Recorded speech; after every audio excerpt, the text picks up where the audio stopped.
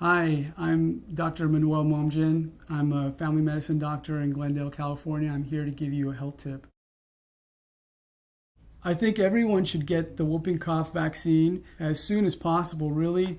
Basically, the vaccine is the only really way to prevent whooping cough and will really save you months of tortuous cough.